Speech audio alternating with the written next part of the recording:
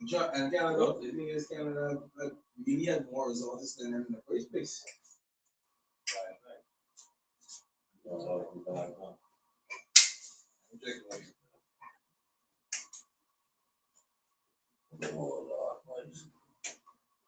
Testing, testing. Testing, testing. Testing, one, two. Testing, testing. Yep. Testing, one.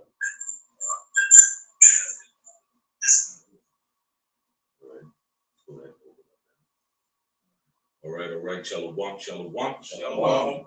First and foremost, we're going to give all praises to Yahweh, Bahashem, Yahushai, Bahashem, Kakadash. that belongs to our apostles and elders of great and storm. Peace and salutations, Allah, I know that the doing the work with sincerity and charity, with humiliation all across the four winds. To you, I salute. Okay? So, yeah, man, we got a good lesson lined up this week. Lord willing to be edifying on the certain purpose. Okay? So, yeah, man, in the spirit of prophecy, man, wars in the air. We are in the days the prophets desire to see. Believe it or not, you have a lot of people out there, following what's going on with Iran and the US. As yesterday, I had worked minding my own business, and I was surprised to see the co-workers that, they have the speed on what's going on with Iran and America. Mm-hmm. And I was surprised to see the thing which shocked me the most is, these fellas talking bad about the US. Because, man, that's so strange. Only like people in the know, what would do something like that. But for these brothers who don't have no knowledge of scriptures or nothing like that, for them to be talking about Babylon the way they're talking about that, just be sure you're in the end. They had the horns to show. That's it. So yeah, man, I thought I would have let's mention that, because they say we definitely in the time of war. Revelation 11 and 14, behold, the third will coming quickly. So you're right there. All right. Yeah, brother. Yeah. You got it. All right. This lesson actually was written from last week, and it's with what's going on actually, between America and Iran, it's just, show the prophetic occurrence and the time that we're in. And it's a beautiful time to be in, it's a beautiful time to be alive. It will be the prophets of today, because like I stated, the prophets of old, desire to be in these very same times that we're in. Okay? And we are here blowing the trumpet at the very end. Okay? More likely in the spirit of some of the prophets of old, but it's with our our voice, doing the work of the Most High Himself, being His hand. Okay? And it's beautiful, for me to be and all of us, on the whole, to be a part of it. This lesson I want to do is on the end, the conclusion. Okay, stop the final part of a movie, okay, a story, or a period, or time. Example: the end of the month, or / the end of the world. So we are the physical limitation, the physical limit of this world. Okay? This world is at its end. All right. Okay. There was a Bahamian book that ran by the name of The Beginning of the End. I don't know if any of you brothers recall that book, okay? The Beginning of the End. But we are at the ending of the end, the very end, and not the beginning. All right? So we are in some beautiful time again at stake. My first precept I want to bring is Matthew 24:3. Matthew 24:3. Okay. 1 second.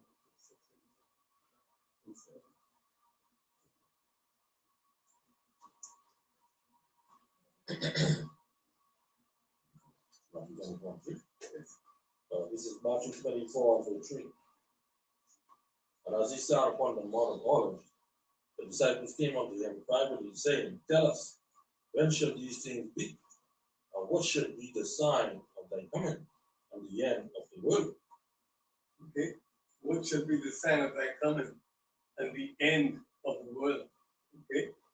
We have seen all the signs and prophecies, signs of the end, signs of his coming. Okay. Because it's obvious that he is here among us. All right. As we blow this trumpet, this final trumpet. All right. This everlasting gospel that's being preached. All right. The America and Iran, okay, kicking off this third book. All right. The next precept we're going to go through is 2nd Ezra 6 of these, being from 7 to 9. 2nd Ezra 6 and 7, it says, Then answered I and said, What shall be a parting asunder of the times, or when shall be the end of the first and the beginning of it that follow it? And he said unto me, So what should be the parting asunder of time? Okay. And when should the end of the first? All right. Parting asunder of time from one kingdom or rulership to the other. All right. Okay. And he said unto me, From Abraham unto Isaac, when Jacob and Esau were born of him, Jacob's son held first the heel of Esau. For Esau is the end of the world, and Jacob is the end of it that follow it. Okay, so Esau is the end of the world. We're talking about two different nations. Okay, Esau, the Edomite nation, and Jacob, the nation of Israel. Okay, and he said Esau is the end of the world. Right, this world or this kingdom, this rulership, Esau, this kingdom is at its end because Esau is the end. Okay, of everything. All right. The end, when you look at Esau, the so-called white man, doesn't it destroy everything his hand touch? Okay, he's destroying it. He's trying to destroy the he's destroying the forest. Okay. All the things that are good, he used it as evil. Right? So when he is the devil the Bible speaks up. He is the destroyer. Self-petition. Right in the end, comes with a lot of heartache, headache, pain, and death. All right. We at the end, we're in to the end, but we almost there. Like they always say, you know, we get see the finish line, we just need to run through the ribbon. Yeah. You know, that's why we have to endure. Yeah. You know, and hold fast and stay firm. You know, because the end is gonna be graphic. Yeah. You understand? It's gonna be bloody. Right? Okay. Because the brother mentioned with Esau, right? The scripture said what Esau is going to be cut off by slaughter. Okay. Then you have the implementation of the MOE that happened. You got World War III. You got race wars. All right. All of these different things have to happen. Yeah. You know, we're taking a step into that direction now. We all know it's only going to get worse. Right? And the beautiful part about it is it have to get worse before it will get better. Right? You see? Right? Yeah, I wish I have tread the wine press alone. Slain of the Lord shall be many from one end of the earth to the other. God. Is that something? It's a lot of us seeing, like you said, have to get worse before it get better because the war got to come first and then the beast comes after. That's it. You see, every week now we having a funeral, this, that. every week. The scripture says, well, a time for peace, and a time for war. Yeah. Yeah. Right there. So, Rocky, right? Let me cut you off, brother. When I see him, let me cut you off. What? You know, When I see him on the Paco with people dying, you know, someone, I was talking to someone, he was telling me, saying, man, they put all these deaths in God. it is started. This is only the beginning. The only thing was, sorry to say, but it's spark. The only thing was bring this place to life is death. So that's one thing people really is come back. That's it. And the brother was absolutely right. After the funeral is be peace. Yeah. Yeah, everybody did that. They party. Yeah. He celebrating loved one, you know, was all right. You know. That is the only thing that is bringing this place to life. Glad is everything. Yeah. Not to stray too much of the topic because your family members and then who will be speaking for years. Yeah. And then bring them together. Yeah. Wait for that time, and then they right back. Yeah, but for a moment, yeah. You know, but that we talking about, we talking about actually cleansing this place from wickedness. And the implementation or the installing of righteousness in the righteous kingdom. You gotta go. Yes.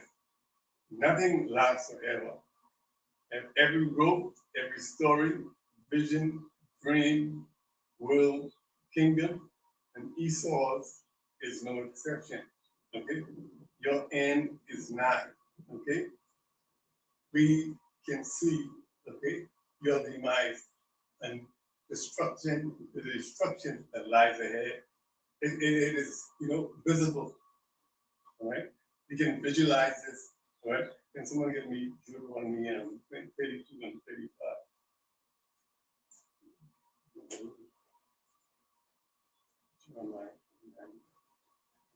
Deuteronomy 32, 35. To me belongeth vengeance and recompense. Their foot shall slide in due time. For the day of their calamity is at hand, and the things that shall come upon them make haste. Okay? Esau's calamity is at hand. His destruction is at hand. While on the other hand, Israel's welfare draweth nigh. Okay? Israel's reign and rulership, all right, and everlasting kingdom is nigh.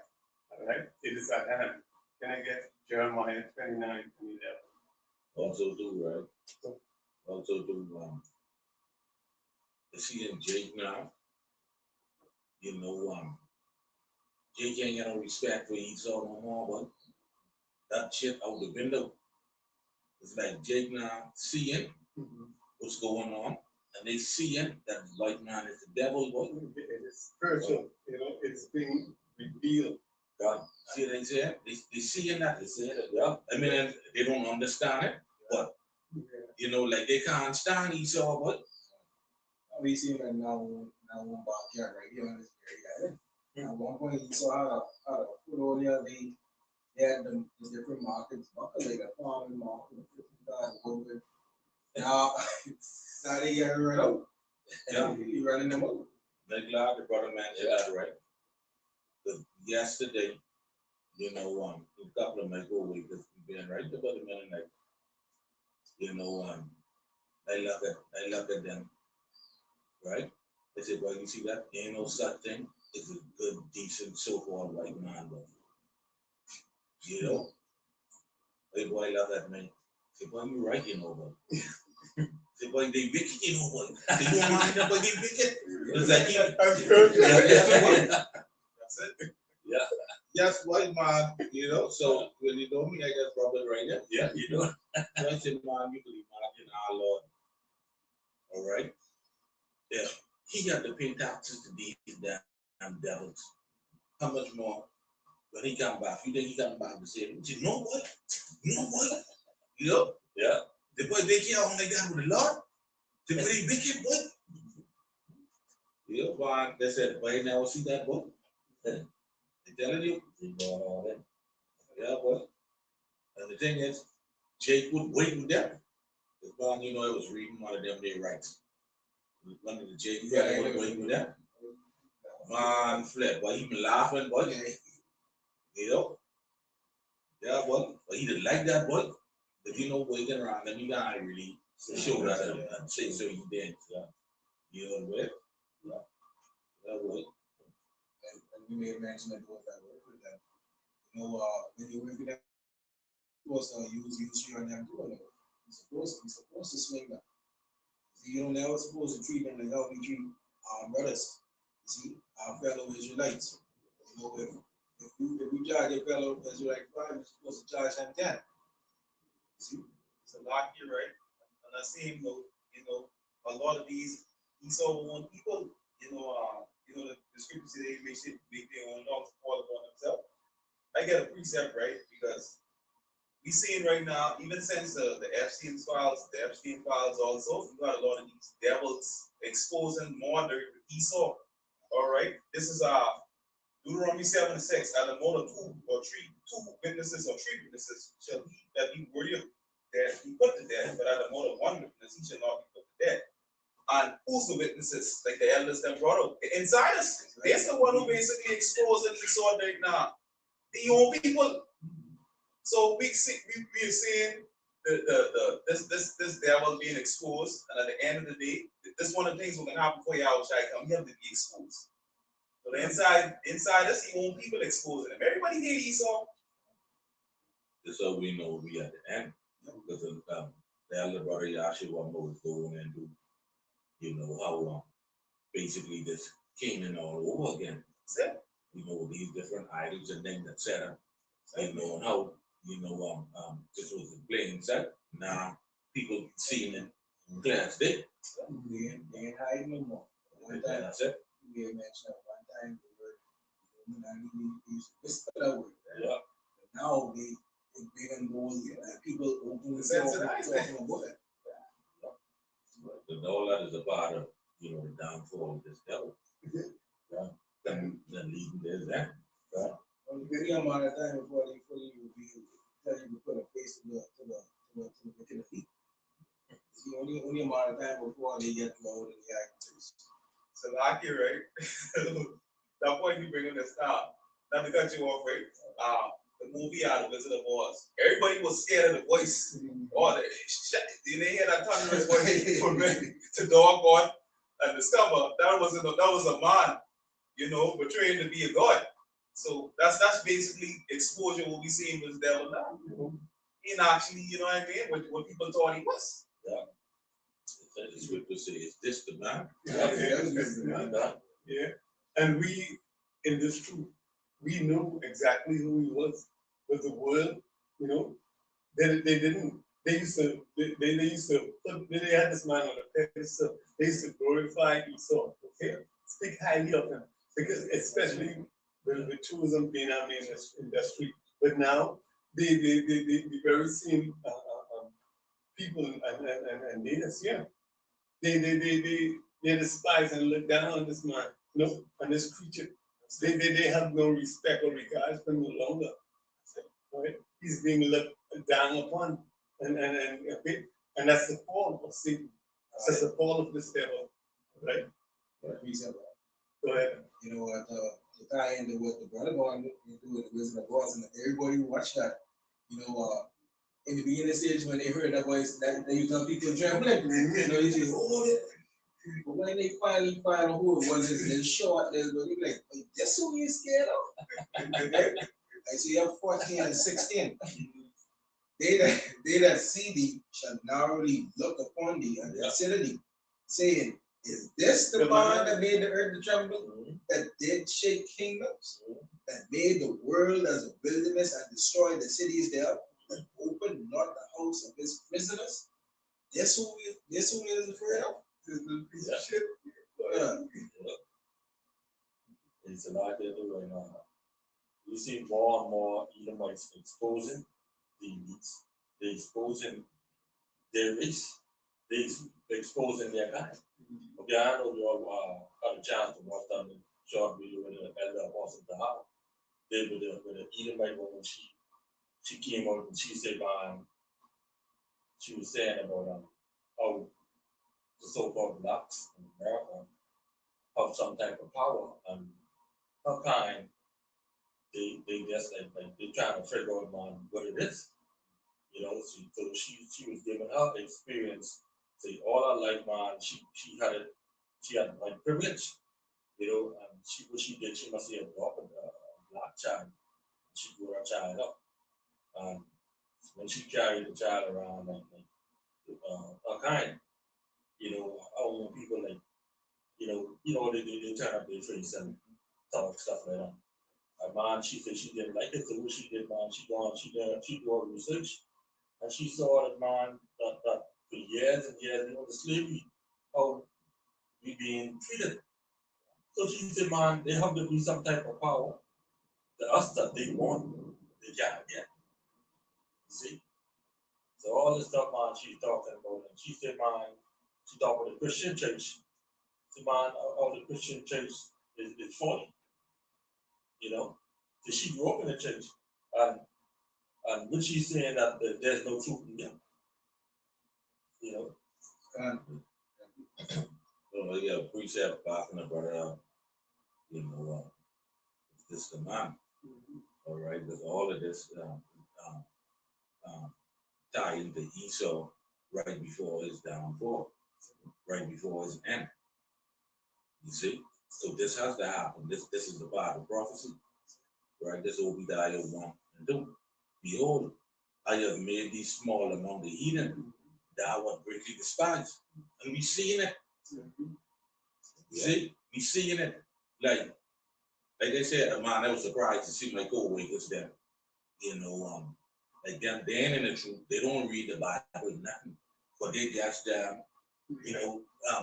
just seeing this shit with Esau. You see what I said? That's the spirit, That's what I'm saying. Just about we have the spirit to know about the law, keeping the law not known. Right? Same thing. It was supposed to says they hate us because they see the light in us. They hate us because they see the God in us. Psalms 82:6 says, I have said, ye are gods, and all of you are children of the Most High. You see, and how shall I reiterate that in John 10:32? How shall I answer them? Is it not written in your law and said that ye are gods? You see, and that's why they have a perpetual hatred for us. They don't know why, but we know why. Yeah, the elites they know, but the average They don't know. you see, you know. So they and the lock in. She said, man, that how people and her parents them grow up to hate black people for no reason. That's what she's saying now. And she always wondering why. So Esau is greatly despised, man. This has to happen before his downfall. Right? All right, that's the prophecy I just read, that's Obadiah. When you keep reading in Obadiah, you will see his end, but he's going to be cut off by slaughter. You see? Yeah. Like the brothers go on and do. That's what I'm saying. No, they hate us because they see a God in us. Right?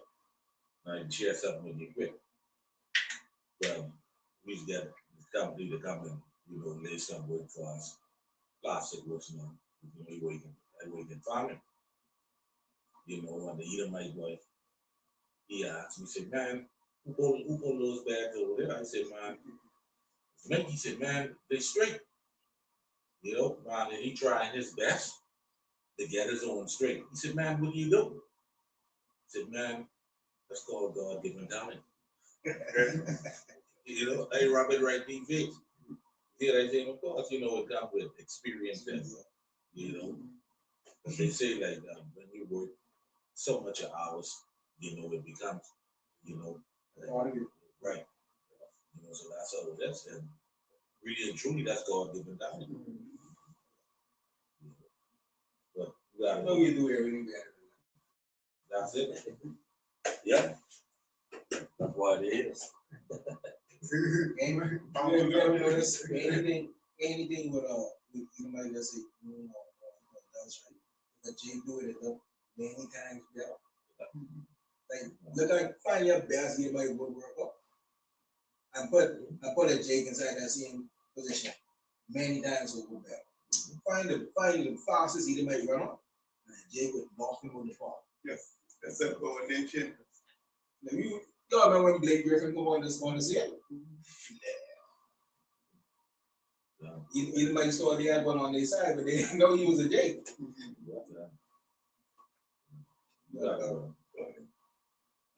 Yeah, like I said, Esau's downfall is Israel's welfare, okay?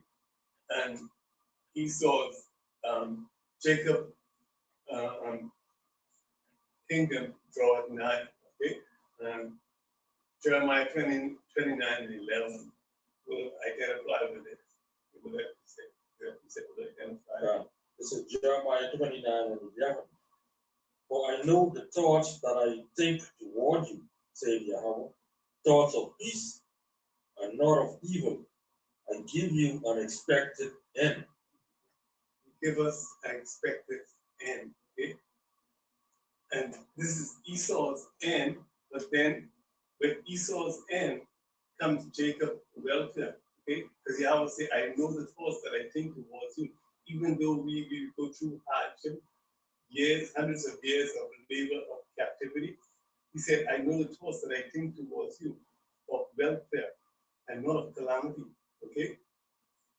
And Esau is no longer, okay, in Yahweh's grace and welfare, okay? His end is now at hand, okay? It's near, or it's nigh, okay? The next precept we want is Jeremiah 28 and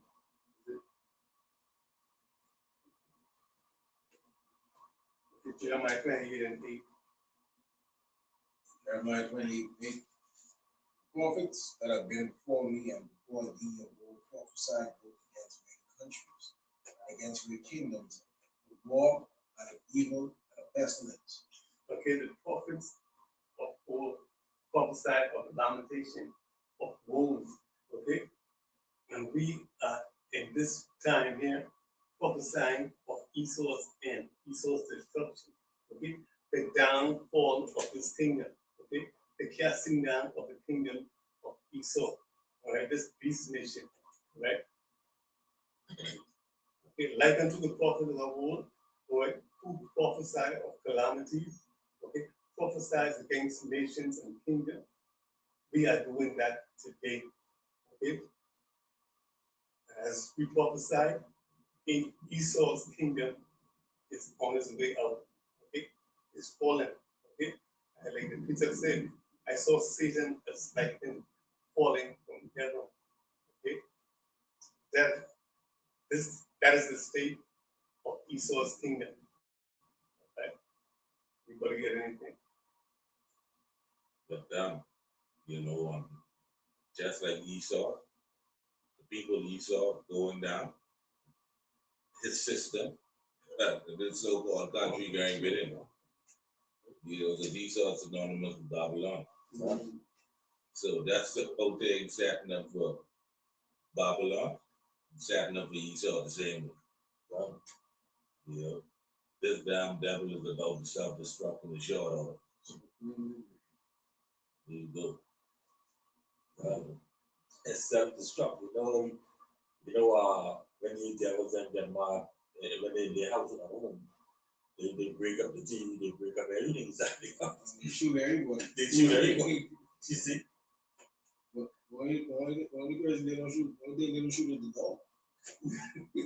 Right, because the dog is of his nature. Yeah. Okay, he is beast, right?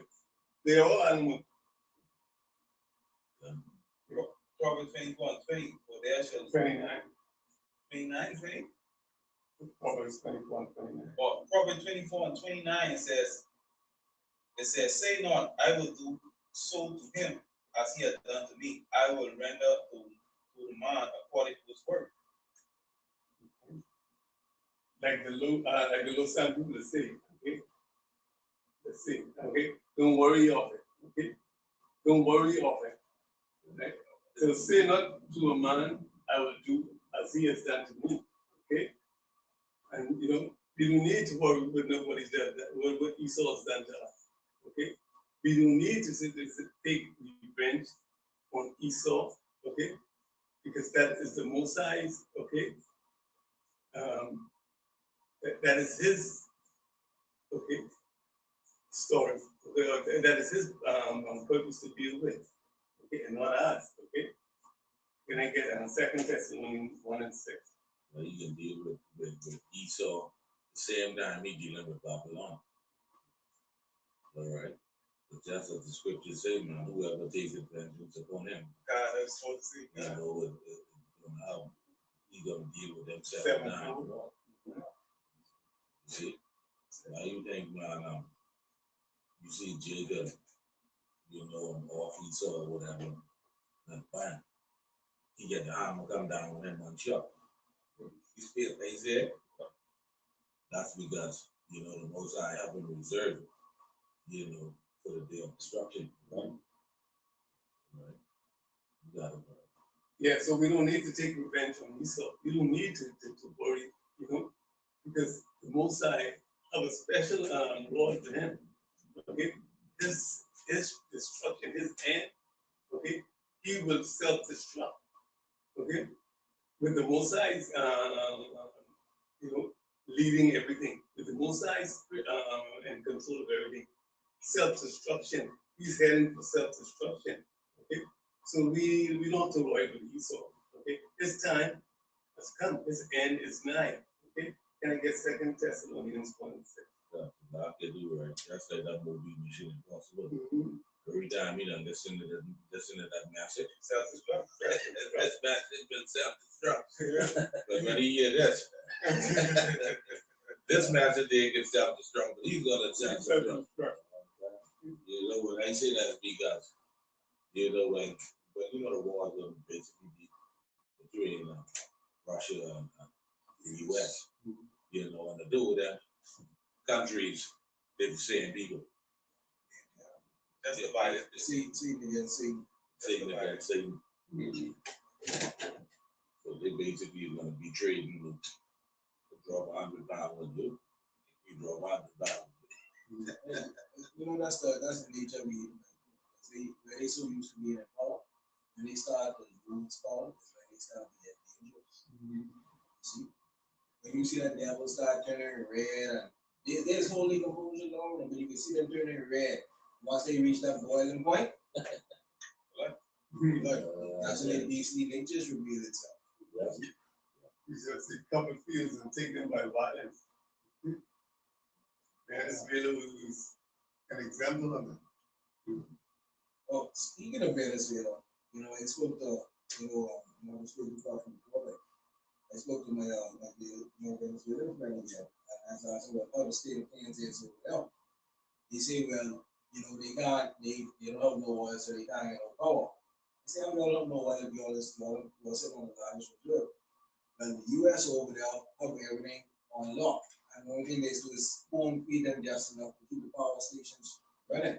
So anytime they need resources or something, the US have to spoon feed it to the people. So right now, the US actually have Venezuela captured. You see? And Cuba, that's another thing. They told a lot of blowers on that they probably ain't even on. They just ask for payment in gas. You see?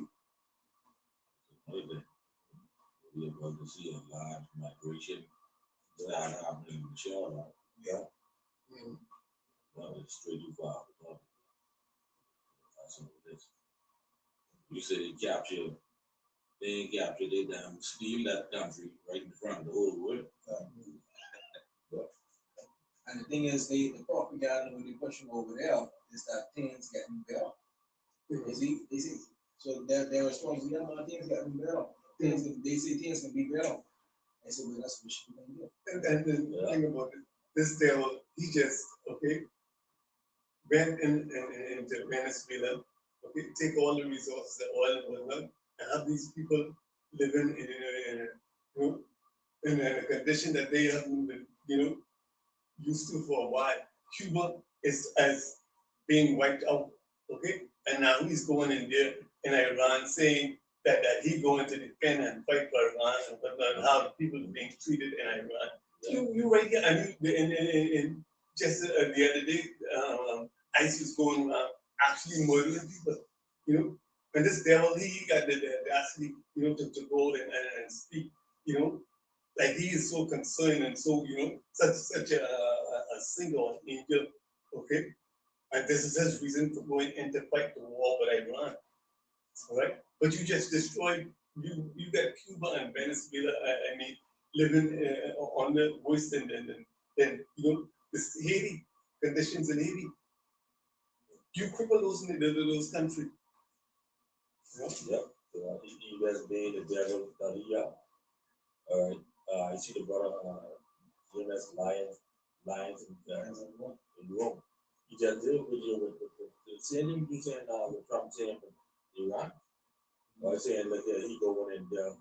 He telling the people of Iran to stay inside because it can be very bad outside. Say all kind of bombs will be dropping, so y'all better stay inside. See, y'all been crying for a long time for me, a president, to come and rescue y'all. So that's what I'm gonna do now. And he going on with all that smooth speech. Yeah, I'm like, It's the worst You know what I mean? right. See, and he's saying, man, like his speaking can be very terrible, and telling them to stay inside. So that remind me of mine. You remember in the book of Judah, okay, when they was going around, when Babylon was going around from country to country taking over, okay, with order from that. All right, and he's just in that same way, he coming in that same step. You can say, look, we can go in Venezuela and we can take this. All right, being in capture, we can take it. Okay, and like you say, man, with their friends, they just giving them enough just to survive for that day. All right, so now he's threatening Iran, saying like, we coming over there and we can take you. I'm like, wow. See? Yeah. Yeah. Yeah, then we have Second Thessalonians 1:6. Second Thessalonians chapter 1:6. Seeing it is a righteous thing with Yahweh to recompense tribulation to them that trouble you. It is a righteous thing. It is righteousness, okay, for the Most High, okay, to avenge His servant, to avenge us of those that oppress us, right? And Esau's been doing this for a long time, okay? So this is defending us from Esau, okay, and bringing down this kingdom. This is righteousness. This is the Most High's righteousness, all right? This act is a righteous act for him to destroy Esau, to bring this nation, this kingdom to an end. Can I get Habakkuk 2:3?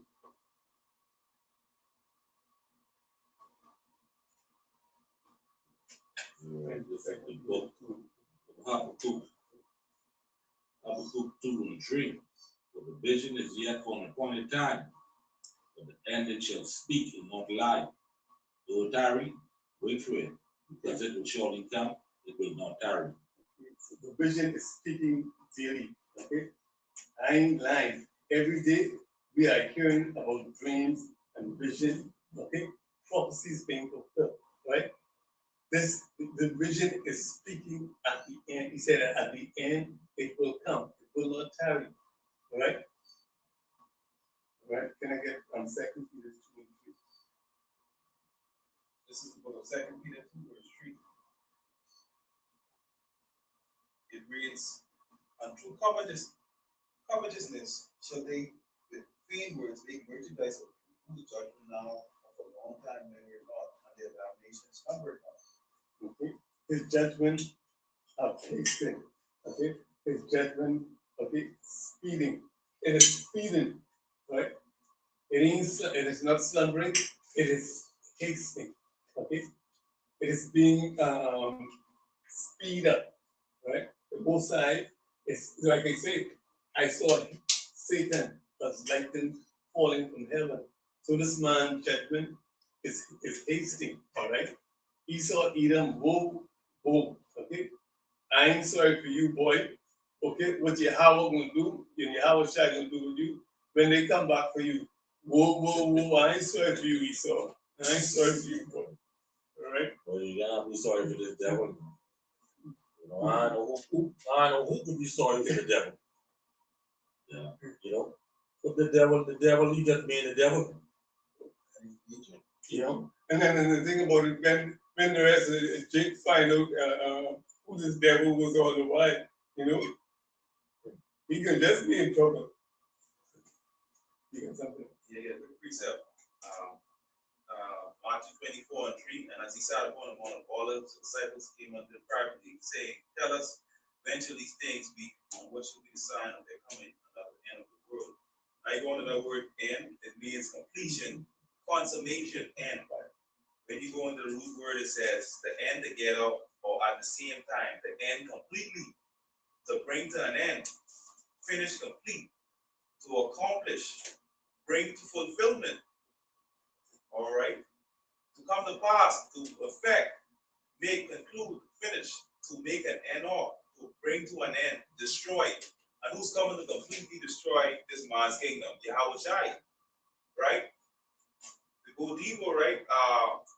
It says to bring to a close, to finish the end, a pass, finish, to perform, execute, complete, fulfill, so that the thing done corresponds to what has been said. All right, by the prophets. All right, because every word that comes out of the Most High's mouth ain't gonna return unto him void. The order, command, etc., with special reference to the subject matter to carry out the tense of command. It says, with reference also to form, to do just as commanded, and generally involving the notion of time to perform the last act which completes a process to accomplish. So we seeing that right now, the last act, all right, which Yahweh Shai is going to do. But it's going to start with this World War III. Right on the break. You're done. Yeah, we got to reset. It's Matthew 13 and 39. Says the enemy that sowed them is the devil. The harvest is the end of the world, and the angels are the reapers. Verse 40. As therefore, as the tares are gathered and burned in the fire, so shall it be in the end of this world. All right, so Esau is going to burn now. Okay? You're going to cut off and slaughter. Yes. Yeah.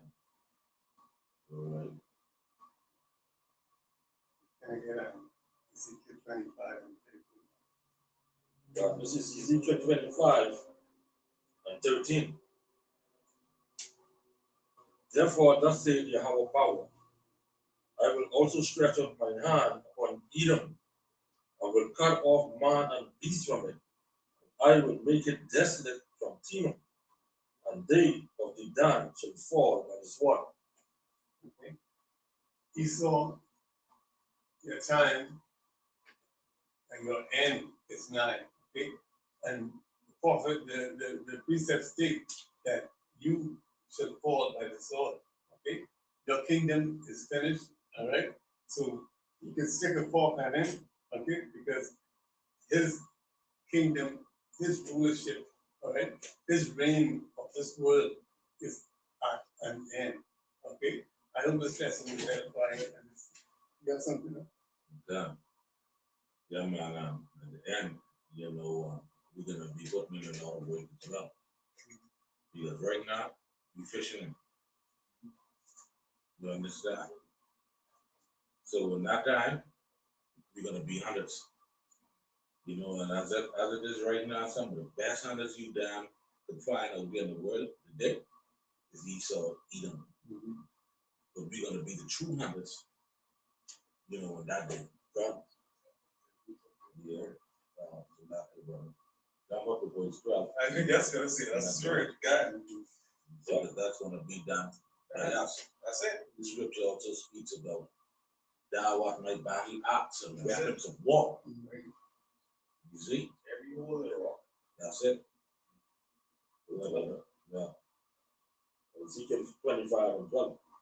Thus saith the Lord power, because that Edom had dealt against the house of Judah by taking vengeance, and have greatly offended, and revenged himself upon them. Therefore, thus saith Yahweh power, I will also stretch out mine hand upon Edom, and will cut off man and beast from it, and I will make it desolate from Teman, and they of the dam shall fall by the sword. And I will lay my vengeance upon Edom by the hand of my people Israel, and they shall do in Edom according to mine anger and according to my fury, and they shall know my vengeance, said Yahweh power. So in that day we can know what it truly is to be angry. That Because the Lord is gonna pour his spirit on us. So we can bring out that anger. And that anger that coming out in the form of wrath. He said he's gonna do in Edom with his people, Israel. And they shall do what? In Edom according to his anger, right? according to his anger, right? And according to his fury, You understand? That's wrath. and they shall know his anger, his vengeance. Right? That, look up some words of my brother. See? Go and get a anger and fury. And let's love them up. See what I said? Let's love them up on yeah, the my sword. I'm in the Google it. I also showed you that the Lord's spirit will be upon his elect men. Yeah. All right, and they will be as the Most High. We will know, all right, his anger. We will know his vengeance. You know, and we already read about that. look at Samson. Yeah, that's it. You see right there? Look at King David, and in that day, the weakest one of them is going to be as King David. You see that? What? So here. The word vengeance, come, vengeance by Yahweh, by Samson, by enemies of Judah. You see that? Now what is right? Let's get that. So someone will, when you finish reading that, we can get that David mighty man. You know what it's second Samuel? All right, go ahead, bro. To avenge, to take vengeance, to avenge oneself. It says to avenge, to be taken for blood, to avenge oneself. Grudge, that is avenge or punish. Surely to take vengeance. All right, so we're gonna do that. That's Esau punishment. I get a quick precept, bro. All right, bring the precept. This wisdom of Solomon 5:17. And he shall take to him his jealousy for complete armor, and make the creature his weapon for the revenge of his enemies. What creature is that? Okay, his creature. Who's his creature? Okay. Revenge against his enemies. This is what the brother talking about. Second Samuel 23. He should put on righteousness as a breastplate. Yeah, then. Got it right. Yeah, you should put on righteousness as a breastplate, and true judgment instead of a helmet. He should take holiness for invincible shield. As a bear rod should be sharpened for a sword, and the word should fight with him against the unwise. Right. So now we're gonna get a glimpse now. He said he's gonna do in with the hand of my people Israel, right? That he's gonna do in Edom according to his anger, right? Son of mighty man. 2 Samuel 23 and 8. These be the names of the mighty men whom David had. Tachmonite that sat in the seat chief among the captains. His name was Adino, the Eznite. he lifted up his spear against 800 whom he slew at one time. You see that? And there's only one man. Right. You see what I said? And after him was It's out there, right? Read that last verse. Right. This is Ezekiel 25 And my people, right? and 14, right? And I will lay my vengeance upon Edom by the hand of my people Israel. Right now, read that one again. the same was again the Asnite. He lifted up his spear against 800 whom he slew at one time. You see that? He said, my people and these Israelites, right? That's it. Let's read a little bit more, but this is beautiful right here, brother. And after him was Eleazar, the son of Dodo, the Ahohite, one of the three mighty men of David, and they defied the Philistines that were there gathered together at the bottom, and the men of Israel were gone away. He arose and smote the Philistines until his hand was weary, You see that? and his hand clave unto the sword. So we reading the wrath and anger of Yahweh Hashem Yahushai being poured out, right, by his people, Israel. So we got a glimpse of these brothers at spiritual power. You know that it's the damn slew and that you tired, right? That's it. Yeah, clave unto the sword. You understand? So this Esau, this is what your end look like. That's it. It's gonna be cut off by slaughter. Then we look at that in Obadiah. Read on, brother. Verse 10, he arose and smote Salaki, verse 11, and after him was Shammah, the son of Agi, the Horite. And the Philistines were gathered together into a troop, where was a piece of ground full of lentils. And the people fled from the Philistines. But he stood in the midst of the ground and defended it and slew the Philistines, and Yahweh brought a great victory.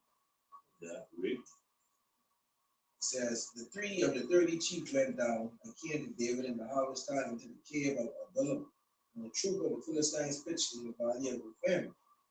David was then in a hold, and the garrison of the Philistines was then in Bethlehem. And David longed and said, oh, that one would give me drink of the water of the well of Bethlehem, which is by the gate.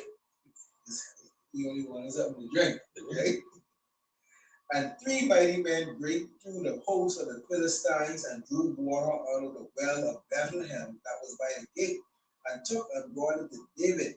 Nevertheless, he would not drink there, but poured it out unto Yahweh. And that one in itself is a great feat within itself. He only said, but if only gonna get something to drink. Once he mighty men heard that instruction, just like how the angels waiting to hear the instructions from the Lord and they don't transgression is going to do that. He gave that instruction, 3 mighty men break into the gate, grab the water, carry back them, and he still ain't drinking because he ain't want nothing to do with that lazy poured on the ground. Done. Read on, brother. And he said, be it far from me, O Yahweh, that I should do this. Is not this the blood of the men that went in jeopardy of their lives? Therefore he would not drink it. These things did these 3 mighty men. And Abishai, the brother of Joab, the son of Zeruiah, was chief among 3. And he lifted up his spear against 300 and slew them, and had the name among 3. Was he not most honorable of 3? Therefore he was their captain, albeit he attained not unto the first 3. Right. All right, so we got the point. Right? You see what I said? And these brothers were filled with the spirit. That's like Samson. You see what I said? Samson said, damn heaps upon heaps have I slain. And after that, Samson said, what Lord, man, I done put in all of this with nuclear me die of thirst. Right? Still may the Lord put the spirit on David, mighty man, to go and get that water out of the well. And the Lord cleave a hole in the ass of the donkey, jawbone of the donkey, and Samson get some cold water. You see what I said? Now, let's get that Obadiah, right? But this always end is going to be because the Lord said, what? He's going to do this by the hand of my people, Israel, right? Get Obadiah. I get you at 15, Yeah, I think. 15 and 16. Yeah, go ahead. For the day of the power is near upon all the heathen. As thou hast done, it shall be done unto thee. Thy reward shall return upon thine own head. For as ye have drunk upon my holy mountain, so should all the heathens drink continually. Yea, they shall drink, and they shall swallow down, and they shall be as though they had not been. Read on, brother. But upon the Mount Zion shall be deliverance, and there shall be holiness, and the house of Jacob shall possess their possession, and the house of Jacob shall be a fire, and the house of Joseph a flame, and the house of Esau a stubble, and they shall kindle in them and devour them, and there shall not be any remaining of the house of Esau. For I, the Lord, I, the power, have spoken. Okay. And,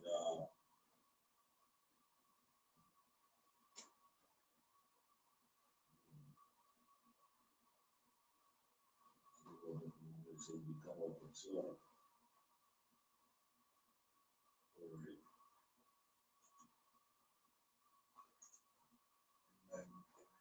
Verse 9. Right, verse 9. Jump up to verse 9. Verse 9. And thy mighty man, O Timon, shall be dismayed to the end that every one of the mouth of Esau may be cut off by slaughter. Right. That's his end. Right? Did you see that? We just read an example of that. Right? Because according to Ezekiel 25 and 15, I think it is, or 14, he's going to do this by the hand of his people, Israel. Same, we see that with David, mighty man. We see that with Samson. And in this time to come, there you go. What is right? From Jeremiah 51:20. With Jeremiah 51:20, thou art my battle axe and weapons of war. For with thee will I break in pieces the nations, and with thee will I destroy kingdoms. Do you see that? Lord willing, me be those men. Huh? All right. We're going to be pure hunters. We could be skilled hunters in those days. You understand? Just like how predator have all these different elements, and we can be way more advanced. God, it's a lot there, and then you mentioned the predator, right? I thought Esau, when Esau do these movies. I think the last predator movie they had, whereas they had this soup coming in the egg like, and the guy man, he could take open it, and he ended up putting his hand and hook the soup from his hand. It like transform his whole body into the soup. He became the weapon. He become the weapon. Give them that. See? And he said, man, boy, he like at the guy who had it on and said, well, that's his suit. That was an invincible weapon too. Yeah. That's it. Well, we can be there 100 times, 1,000 times in righteousness. God. You see, and all of this is going to be in the end of this damn kingdom. In the beginning of our rulership, in righteousness. Whoever. In Jeremiah 16:16, behold, I will send for many fishes, said the Lord, and they shall fish them. And after will I send for many hunters, and they shall hunt them from every mountain and from every hill, out of the holes of the rocks. So they know hiding from us. Okay? You understand? Well, guess what? With the predator, you could have on mud, you could roll over the mud and stand up in the front of him, he can't see you. Yeah. But with us, there ain't nothing escaping. There ain't nothing below that. You know? Going into the long time, and he was like, man, me, eventually become that mighty man. Bringing up Jeremiah 16. Behold, I will send many fishers, said Yahweh, and they shall fish them. And after will I send for many hunters, and they shall hunt them from every mountain, and from every hill, and out of the holes of the rocks. I just went into it, no place to hide. You could roll around in mud, you could roll around in pieces, you could roll around, you could hide anywhere, you could hide in the rock, still can find it, right? For my eyes are upon all their ways, they are not hid from my face, neither is their iniquity hid from my eyes. And first I will recompense their iniquity and their sin double, because they have defiled my land. They have filled my inheritance with the carcasses of their detestable and abominable things. You see that?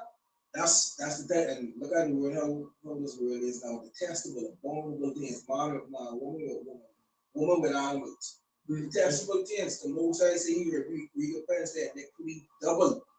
You see? So she won't go, the woman, she won't go with the dog, put a horse on her and he suck all the insides. You see? Even get man with machine one. They even make them That's woman another with thing. robot. It's like he says, "Oh, your power, Right? my strength and my fortress and my refuge in the day of affliction." Because you know, the Most High, the Most High is a God, those that call upon his name and fear his name. He's a God, there's a lamp. Behold, my strength, my fortress, and my refuge in the day of affliction. The Gentiles shall come unto thee from the ends of the earth. I shall say, surely our fathers have inherited lies, vanity, and things wherein there is no profit. Shall a man make gods unto himself, and they are no gods? Therefore, behold, I will this once cause them to know, I will cause them to know my hand and my might, and they shall know that my name is Jehovah. So in the day of vengeance, the heathen will know who the true living power is. You see, they can look upon us and be amazed at the strangeness of our salvation. You see, the ones who they once mocked and made fun of can be the very ones who can be the ones to take them out. You see, Isaiah 63 don't say these things in there. We in that day is going to be the back. We're going to be the tip that I did her in spear. Again, this is coming, in the end of the kingdom, to bring an end, full stop period to this damn kingdom. Yeah, man. Beautiful lesson.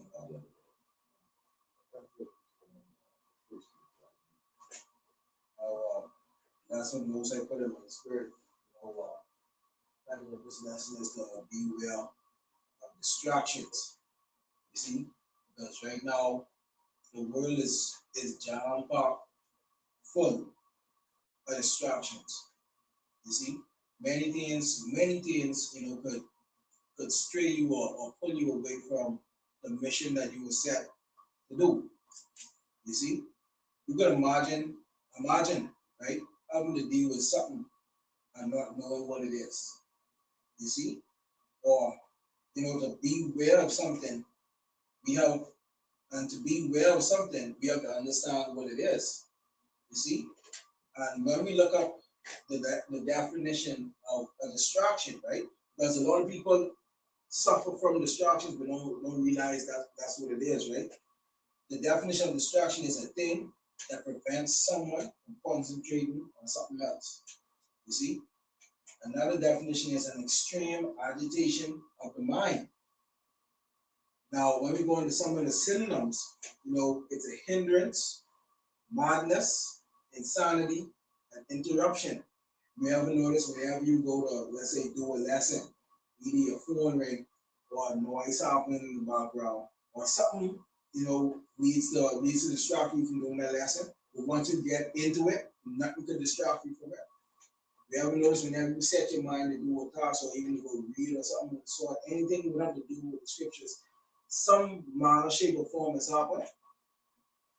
And anything, and all of that is when you think about distraction is a demon, but we can come back to that, right? Anything that deters or hinders you from the works of the Lord is a distraction. You see, the world is filled to the brim with them, whether it be money, vanity, women, or even your own ambitions. Any and all things the evil spirits will use to keep you from doing the work, right? That is from my first precept. See, our 1 Peter 5:8. That 1 Peter 5:8. Be sober, be vigilant, because your adversary, the devil, as a roaring lion, walking about, seeking whom he may devour. God. So your adversary, your enemy, your foe is waiting on all fronts for you to slip up or get relaxed to devour you. You see? and he walking about throughout this earth. And we've seen examples where he's done that in the book of Job, chapter 1 and verse 6. And we grab it from Job 1, 6 and 7. First Peter say what? He walking about as a roaring lion, seeking whom he may devour. And when you look at, man, we could use nature to put these things in perspective. When you look at a lion, when he hunting, let's say, a pride of elk or oxen, who does go for? They either go for the young, the old, or the weak. Whoever they could devour, whoever is distracted, that's who the lion can go for. That's why. That's considered easy prey. Grab that precept from Allah. Job 1 and 6. Job 1 and 6. Now therefore, now there was a day when the sons of the Most High came to present themselves before Yahweh, and Satan came also among them. And Yahweh said unto Satan, Whence comest thou? Then Satan answered Yahweh and said, From going to and fro in the earth, and walking up and down in it. God, from going to and fro in the earth, from walking up and down in it. What makes you all think he ain't walking up and down inside the earth now? Doing the same thing. That's the task what the Most High set him up upon. And he diligent in doing that. You see, he diligently does that task. He diligently seeks to destroy who he can devour. That's the task what the Most High give him. You see, this devil constantly and consistently finds ways to distract you and to agitate you. You see, but it will be in your best interest to not give into the attacks. You see, because once you get irritated, agitated, or distracted, your strength in the spirit wavers a bit. You see, when you read, James chapter 1 and 19, say let every man be swift to hear, slow to speak, and slow to wrath. Verse 20 says, for the wrath of man working on the righteousness of Yahweh. A wrathful mind is an agitated mind. You see, you can't think straight when you mad, upset, or to the point where you are the character. And that right there is Satan. He finally changing armor. He distracts you from your purpose. He distracts you from your godly mindset. You see? Yeah. All right. You're absolutely right. There's even good responsibilities. Having good responsibilities also, could be a distraction as well. You see, in this case right here. This is Luke chapter 10, verse 38 to 42. It says, Now it came to pass as they went that they entered into a certain village, and a certain woman named Martha received him into her house. And she had a sister called Mary, which also sat at Yahushua's feet and heard his word. But Martha was cumbered about much serving, and came to him and said, Lord, dost thou not care that my sister left me to serve alone? Bid her therefore that she help me. And Yahushua answered and said unto her, Martha, Martha, thou art careful and troubled about many things. See that? But 42. But one thing is needful. One thing is needful, and Mary had chosen that good part, which shall not be taken away from her. So this shows us that even though she had, a good set of responsibilities, you see right there, they took the, their spiritual focus, from the Heavenly Father. See? The word there in verse 20 says cumber, right? The cumber means to hamper or hinder or to obstruct, you see, or distract. When we get some of the synonyms, right? It says to hamper or to hinder, you see, or to be a hindrance too, to be a distraction. You see that? Even though your task may be an important one, but even that one in itself may be a distraction too. Right, you hear the brother say your task. Your task, that could also be things weighted heavy on your mind. Or if you're dealing with something or going through something, that's not what tends to happen, right? That can pull you away from your focus on the Lord. You see? Like the brother precept, bro. This is Hebrews chapter 12, verse 1 and 2. Right, it says, wherefore seeing we also are compassed about with so great cloud of witness, let us lay aside every weight and the sin which doeth so easily beset us. See that? And let us run with patience the race that is set before us, looking unto Yahushua, the author and finisher of our faith, who for joy that was set before him endured the cross, despising the shame, and is sat down at the right hand of the throne of the Most High. You see what I said? So it described here, it tells us to lay aside every weight. You see what I said? Which that weight tend to slow you down, cause you to lose focus. See what I said? So, you know, we want to put that aside. We want to lay that aside because we are called to intentionally to remove these hinders. See what I said? That's why you hear me say to brothers, I say to the brothers here all the time, now listen, if something on your mind, you coming out the camp, it's cheap if you don't come. Because now what can happen? You ain't gonna be focused. Distraction of the spirit. There you go. All right. Disturbance in the force. That's it. And you brought out a beautiful example of it. That's what you did. You did 3 or 4 days ago. You brought out the precept as comprehending much in as little words, few words. You see, because like God went into you made up good intentions. You may want to say that you add, but sometimes when you add, the more you add, the more you take away. You see, and there was this scene. So like there was this scene in my garden when I watching. I think it's Kung Fu Panda. This was in part 3, and one of the characters told this ox fella. He told him, the more you get, the more will be taken away from you. And the initial stages, there's one that man. So he was going around collecting these different jade things, but basically souls. And the more he got, when he finally got to the right one, it was too much for him. And all that he got, he lost. You see? But that was a distraction on him. But they just Yeah, one more, bro.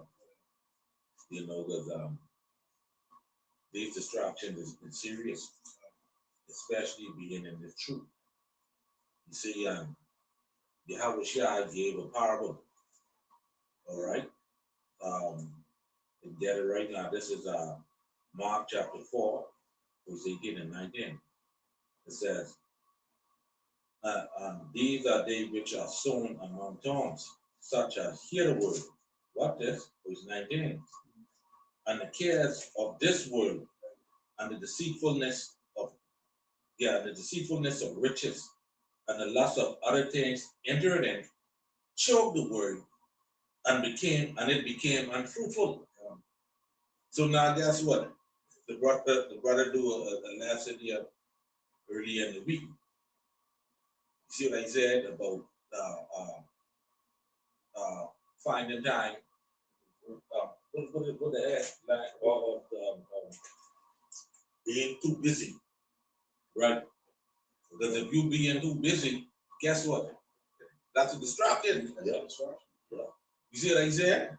So now, what is going to happen? It's going to choke the word. Yeah. And the more it choke the word, man, let's look at this physically for a minute. It can choke you. If you getting choked, you tend to cough. You understand? Mhm. And if you ain't got that thing out of your throat, whatever, Yeah. you can strangle. You can pass out. Yeah. And then what happen? That spirit leave you. Now think about that spiritually. God get involved. You see what I'm saying?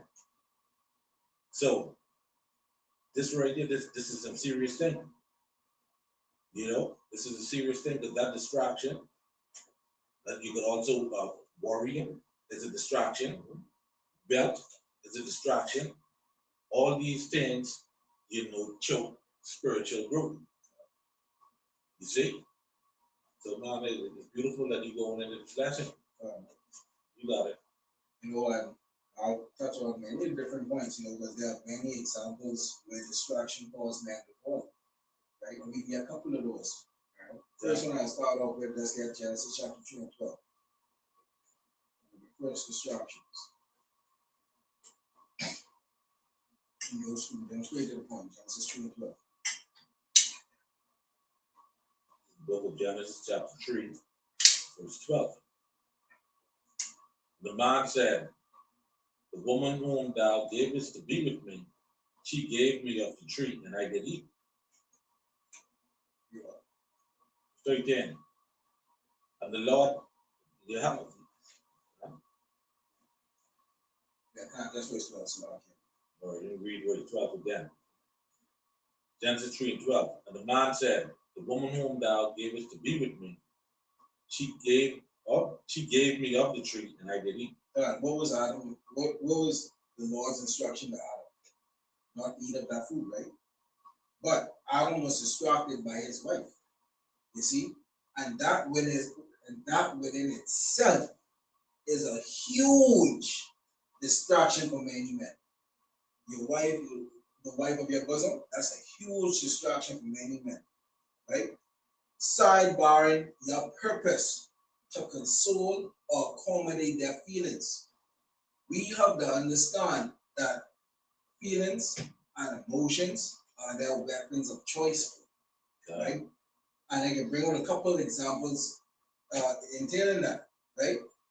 Again, feelings and emotions are their weapons of choice because they are the natural builders and nurturers of the internal world of emotions. We can't do that better than they is the natural builders and nurturers of the internal world of emotions. For example, I give you an example of that, right? As men, our purpose, what is our purpose in the world? Get Ecclesiastes 12 and 13. Fear Yahweh and keep his commandments. But this is the whole duty of man. That's our purpose, right? Ephesians, let's get Genesis 9 and 7, right? No, wait, just bring it up. So I can get Genesis 9 and 7 for me. And who Ephesians 5. Genesis 9 and 7.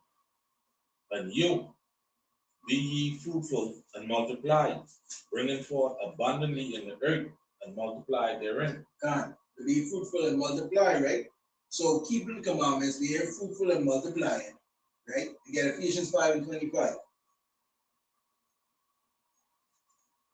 All right, this is Ephesians chapter 5, 25. It says, husbands, love your wives, even as Mashiach also loved the church and gave himself for it. God. So fear Yahweh, keep his commandments, be fruitful and multiply, love your wives, right? So when you love your wife, right, and we know love is an action word, right? How do we show our love for our wife? By providing, by protecting, you see? And when you look at it, women love to build, they love to build relationships, you see? And relationships is and when we look at what a relationship is the way two or more people are connected, right? And when you look at it, they are connected to us via marriage, right? Who we connected to? We connected to Yahweh Shai, to the Lord, right?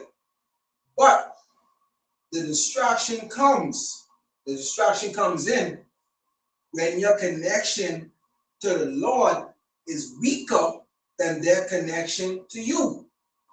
You see that?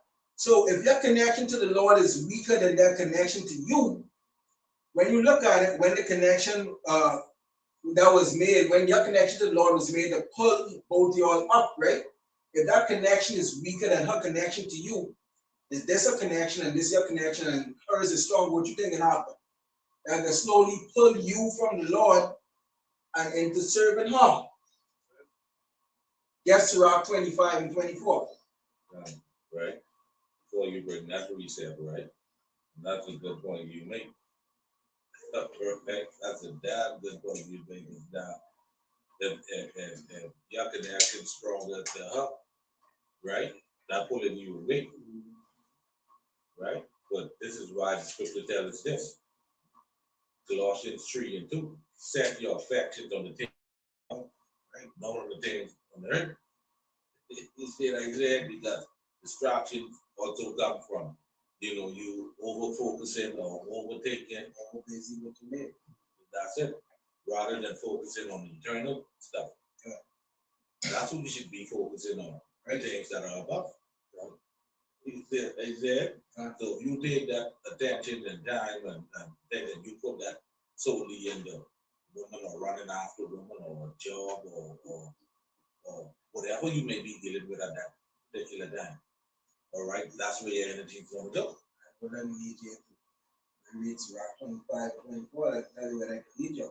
Bring that from the Lord. Right, that's basically your enemy. It's with Lord's presence, implementation, and deliverance.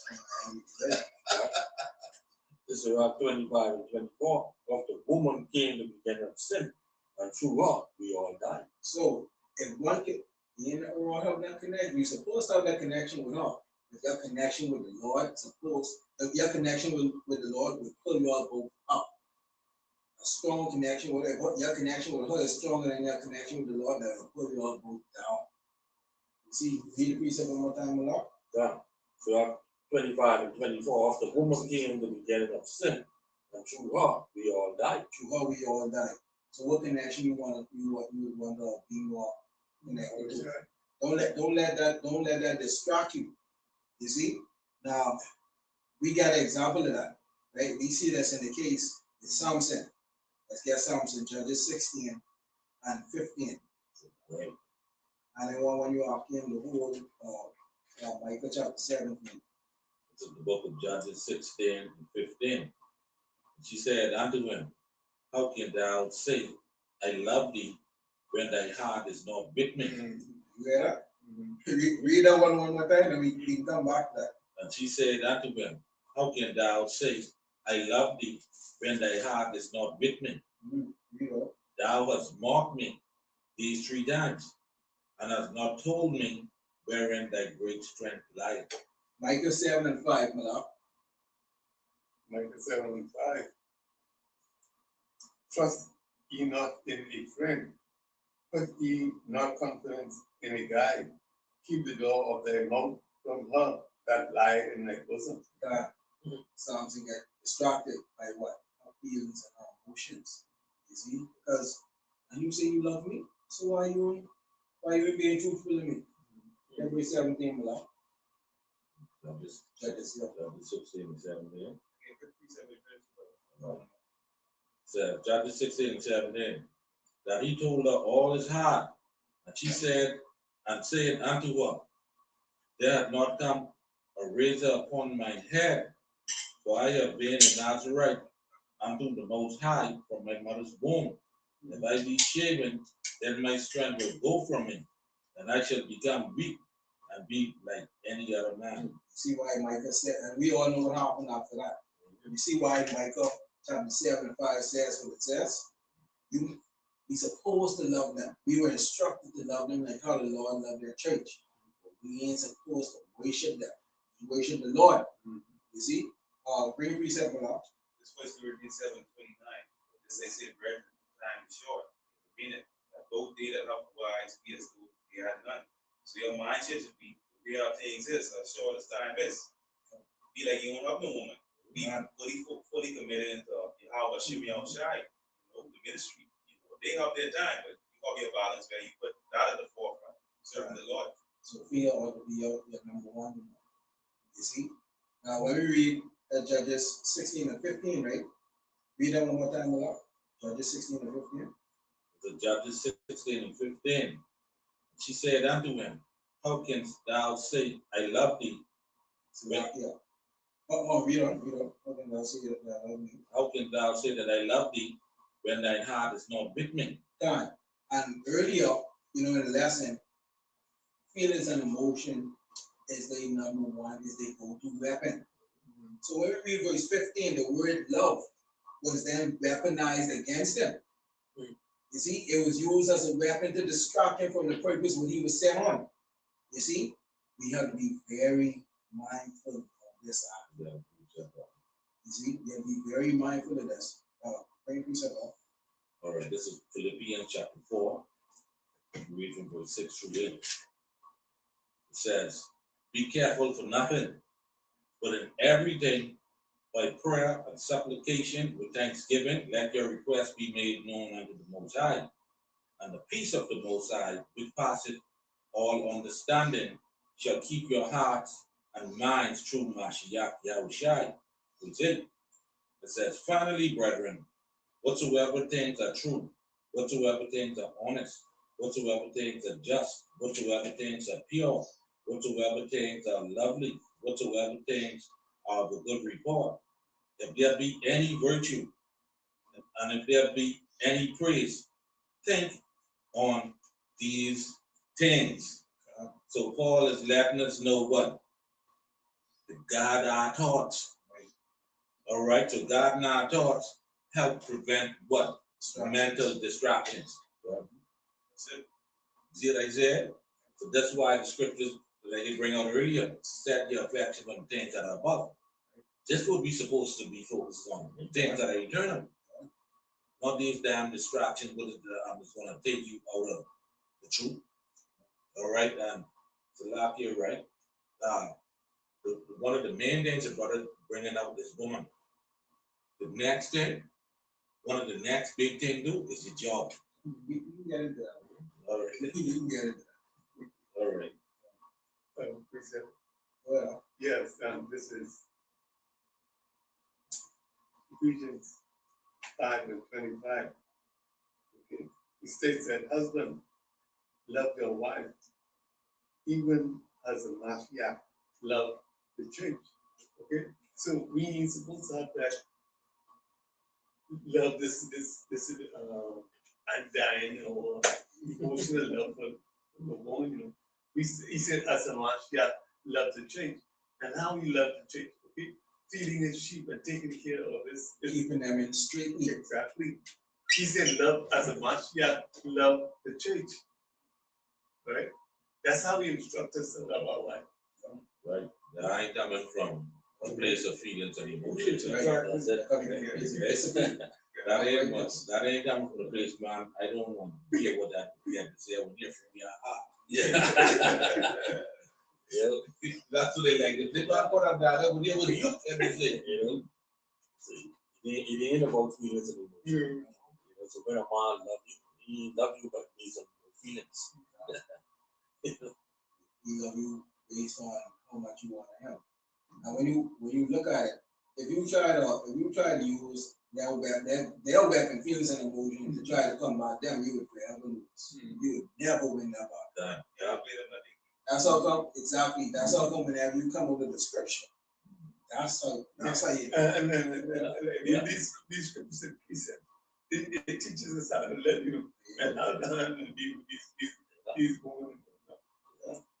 You know. I got precept for Yeah. it. This is First Kings 11. 4. Let's go into King Solomon. All right, how he basically let his wives, the wives of other nations, basically overpower him, I would say. Okay, that's a distraction itself. I said, for it came to pass when Solomon was old that his wives turned away his heart after other gods, and his heart was not perfect with Yahweh his power, as with the heart of David his father. For Solomon went after Ashtoreth, the goddess of the Sidonian, and after Milcom, the abomination of the Amorites. And Solomon did evil in the sight of Yahweh, and went not fully after Yahweh, as did King David his father. All right, so even though Solomon had many wives, he had over 1,000 wives, right? Now, notice who turned him away. You see, these other women from the heathen nations. You see, Distracted. right? And when you look at our women today, our women are basically westernized. They are westernized, all right? Because the women in the eastern area, okay, they are they're more submissive to their husbands. All right, you can't go to Iran talking about your sister in Iran. You know, No, and basically, um, whatever that distraction is, right? That distraction tends to transform into Satan himself. God, You know, so 9 times out of 10, you know, that is set up to uh, um, right, not only the distract you from the things that are important to you, the things that are important to your life. All right, there you go. That takes you away from your spiritual development. You see what I said? All right. Um, take you away from the Most High and put that focus on whatever it is that particular distraction is. God, You see what I said? So that you're right. That's why and, when you're dealing with women in general, women are supposed to only get about 10% of your time, 10 to 12%. You know, the majority of your time is supposed to be you focusing on the eternal stuff. God, you know, on the Most High, Yahweh, meditating on His words. That's it. See? So knock you right. If I another precept with Solomon, right? Going back into the law. This Deuteronomy 17 and 17. It says, straight to the point, it says, neither shall he multiply wives to himself, that his heart turn not away. Neither shall he greatly multiply to himself silver or and gold.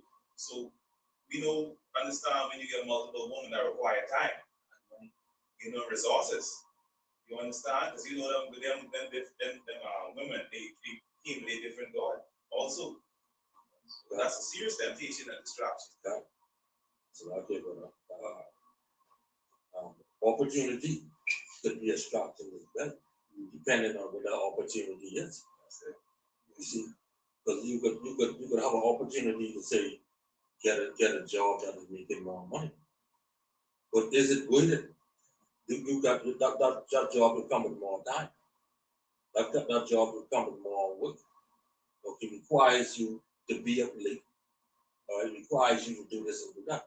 So what that will do, that will take away your time from the Lord. Right? Basically, that's stealing your attention away from the things that are important to you. All right, Your salvation, Jeffrey. Right? And putting your focus on whatever that particular distraction is. that. Hey, and think about it, right? These opportunities, they always is come when you first come into the truth. You know? That's stronger the longer you read it. Not every opportunity is the best opportunity. That's it. You know, as a man and the Lord, you know, any other precepts about it? That's exactly right. And like the brother said, opportunities. You know that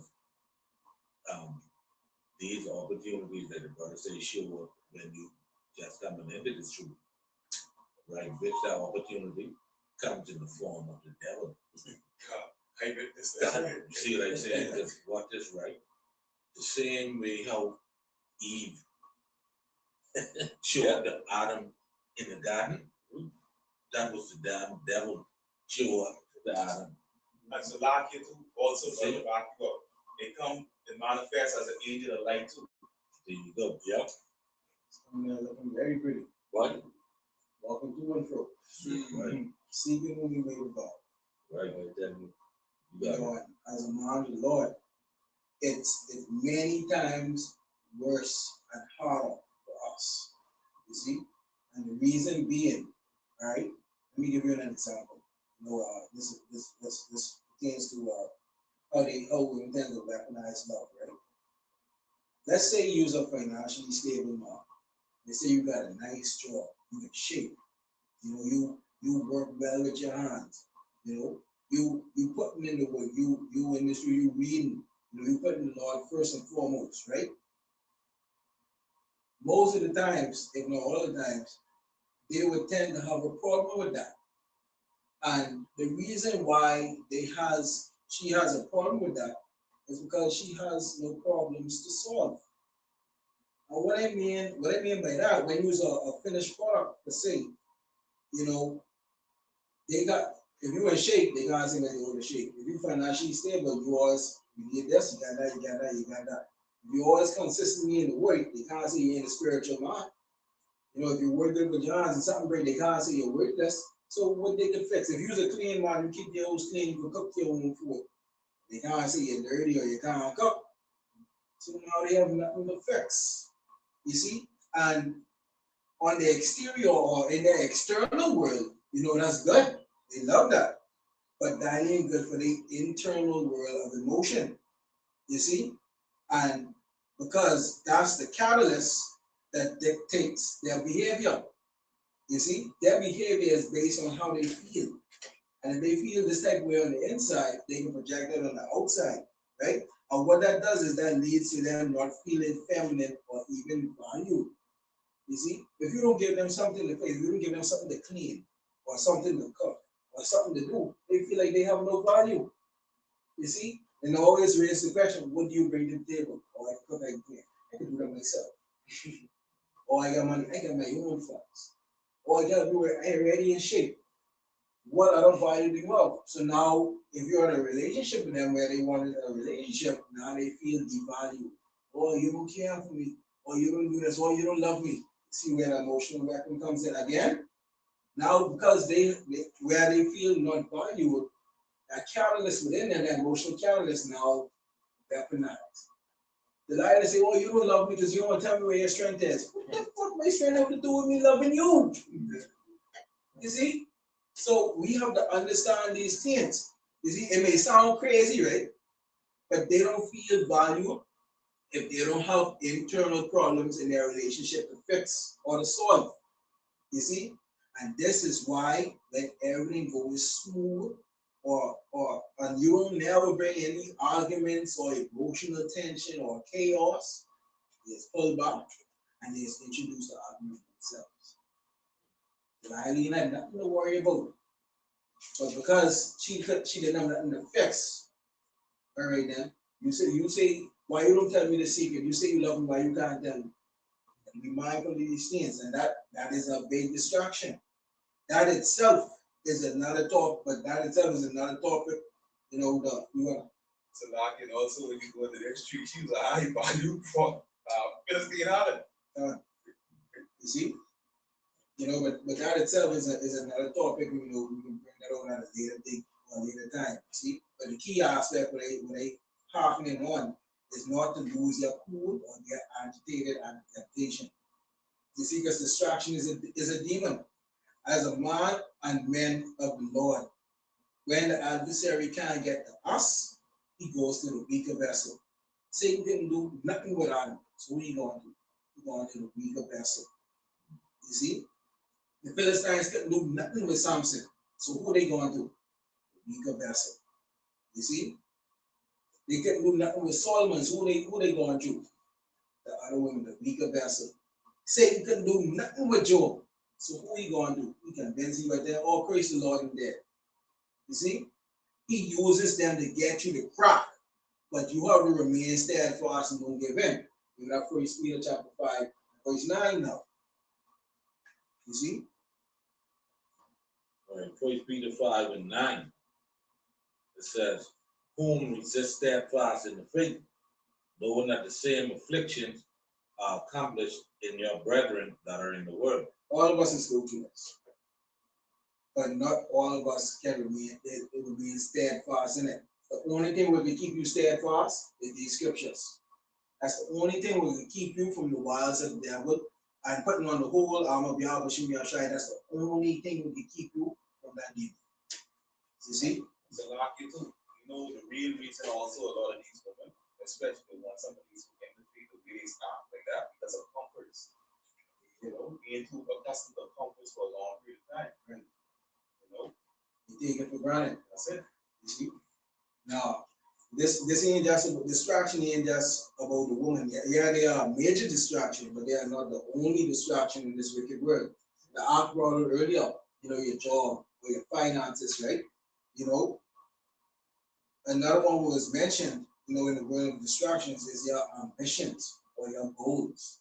You see, your job. And ambitions, when you read what ambitions is, a strong desire to do or achieve something, meaning a goal or an aim. Ain't nothing wrong. Ain't nothing wrong with having goals or ambitions, you know. Yeah, as long as you don't forget what your true goal is. Fear Yahweh and keep his commandments, for this is the whole duty of man. Right? Many of us, you know, like I brought up in 1 Peter 5:9, you know, all of us go through this, all of us have to deal with this. Many of us suffer to this distraction unbeknownst to us. You see? You may have mentioned it all, right? Let's get Philippians chapter 2. You read verse 3 and 4. All of us fall victim to a distraction when it comes down to women, a distraction when it comes down to our goals, our ambitions, or our achievements, even our jobs. All of us fall victim to that. You see? But the key is not to stay long where you don't belong. You see? But get a precept from Allah, Philippians 2 and 3. Yeah, this is Philippians 2 and 3. Let nothing be done through strife or vainglory, but in lowliness of mind, let each esteem another better than themselves. Look not every man in his own things, but every man also on the things of others. So we ought not to seek vainglory, right? And if you take your eyes off the true prize, the spirit can be taken away from you as it happened to Saul. You see? And this was the mission he was given. Let's get 1 Samuel 15 and verse 3. Right? Because, these opportunities of job, you know, they show up. The devil shows up inside of them. All right, and that is to attract you, to attempt to take you away from the mercy and grace of Yahweh Hashem Yahushai. All right, and out of the presence of the Most High. All right, and put you into a realm of constantly evil. That could be a downfall. That's a detriment, all right, to you, both physically and spiritually. Because when a person dies, he dies spiritually first, and then the physical death follows. So distractions, they are serious. All right. You got it, bro. 1 Samuel 15 and 3.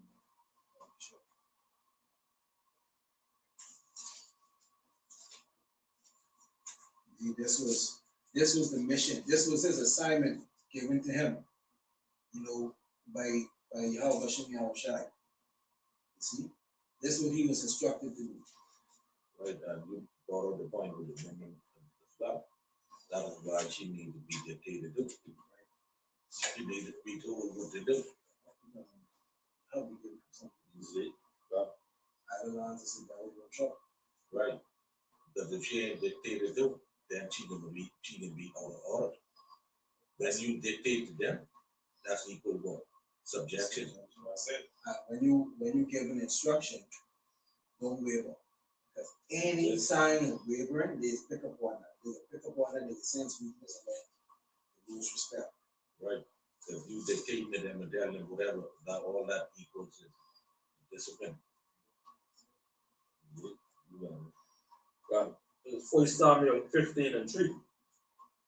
Now go and smite Amalek and utterly destroy all that they have, and spare them not, but slay both man and woman, infant and suckling, ox and sheep, camel and ass. So the Most High instruction to Saul was to kill everything, slaughtering even down to the freaking mosquito, kill every blood clot thing inside that place.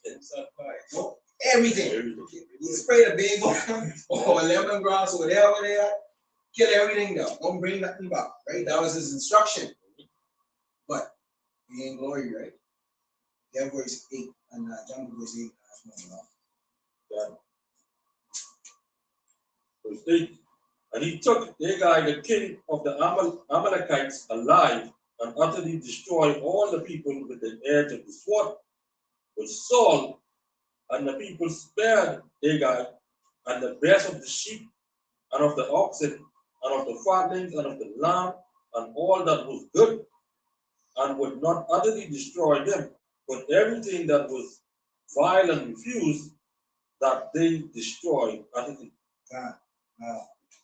He kept King Agag alive and all the bastions, right? Yeah. What his instructions was. Get everything. But he get distracted by how good those stuff to look. Yeah. He get distracted by what King Agag? That's my trophy, boy. He get distracted, he let being glory distract him. Keep the best fatlings, the best cows. You see, read verse 15, Malak. That verse 15.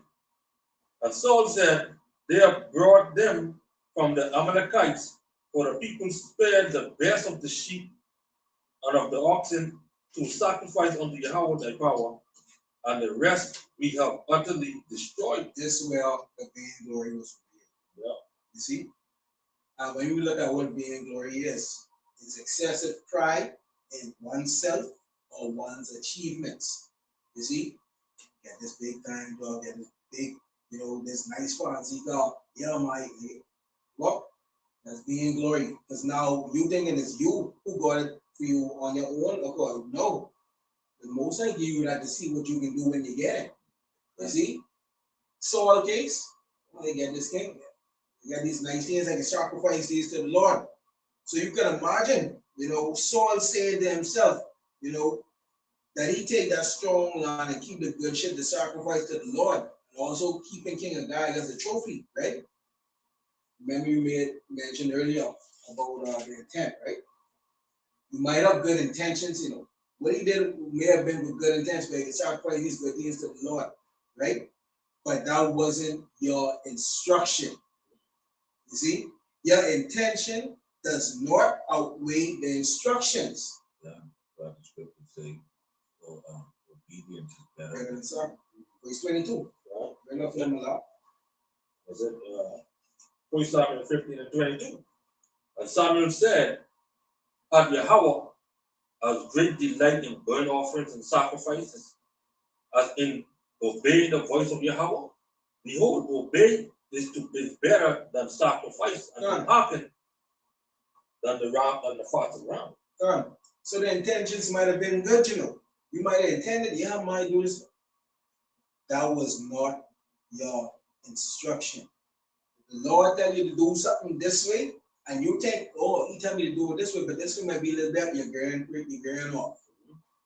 No matter how, even if your result may look to you like it might have been better, you're still going off. You get distracted. You let your own opinion distract you.